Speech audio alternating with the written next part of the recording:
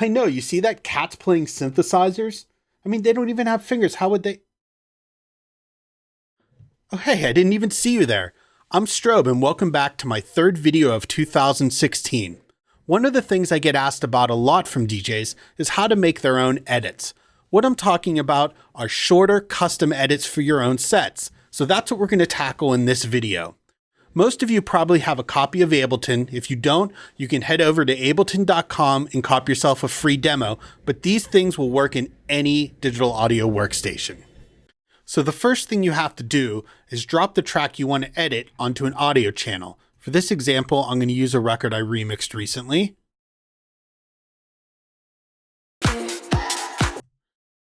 Ableton will analyze the track, and then you have to make the decision if you want to keep the track the same BPM or change it.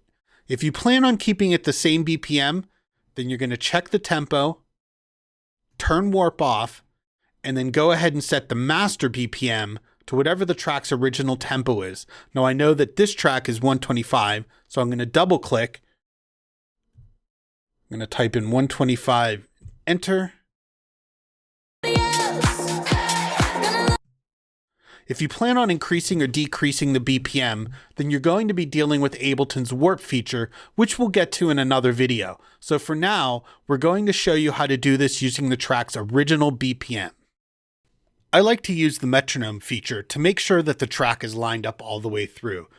You can hit the metronome right here, and then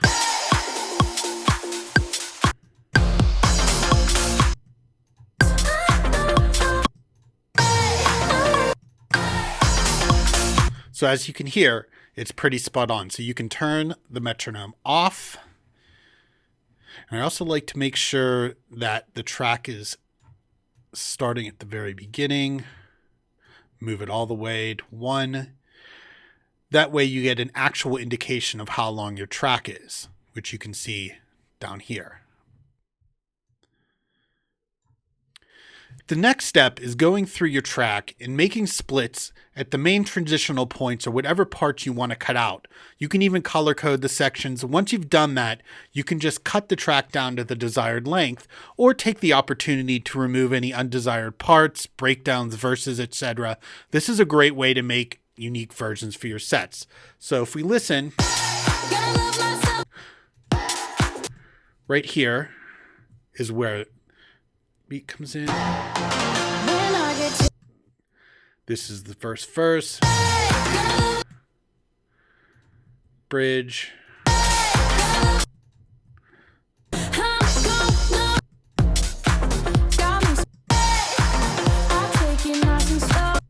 Second verse. Bridge. It's breakdown.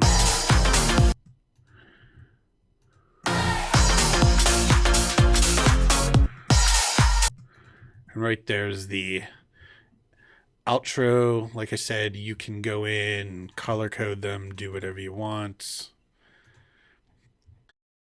There are 3 ways to cut your track down to size. The easiest way is you can select the end section and drag it to join the point you want to continue at. It's pretty much magic. So let's say we want to take all of this and we're just going to move it right to here.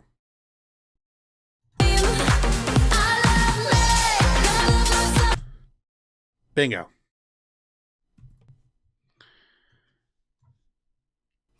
The second way is you can select the section you want to delete, hit Command L, which will create a loop, then you right-click, cut time. And Ableton will automatically remove the section and join the 2 parts together. Make sure you turn off loop after that, or else you're going to end up with that.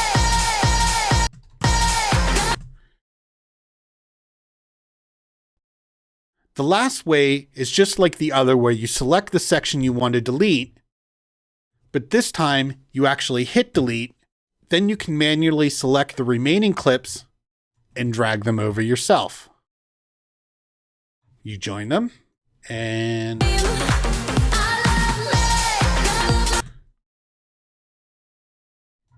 You can repeat this process for removing multiple clips, and don't worry if you make a mistake. You can always undo by hitting Command Z or going up to your Edit menu and selecting Undo. Sometimes you may need to move the clip start or end points to make it fit better with the cuts, but in the case of many EDM records, I've been able to take the second drop and just move it to where the first one was, and that was basically the edit. So what I mean by this is, let's say if I move this over a little, what that's doing is basically taking the part that I moved over, and if you move it like that, as long as they sound good together, it's a little more natural going into the part that you're adding. Once you have the track set up the way you want it, you can type Command A to select all, and then you're going to go ahead and export it by hitting Shift Command R. Make sure Normalize is on, hit Export, name it whatever you want, hit Save. Ableton's going to export it. Once it's done with that, you can use any program that you would normally use to make an MP3 or keep it as a wave. Thanks for watching this tutorial. I'm going to put a link to the track I used as an example in the description for you. As always, I appreciate you watching. Don't forget to subscribe. And until next time, have a good one.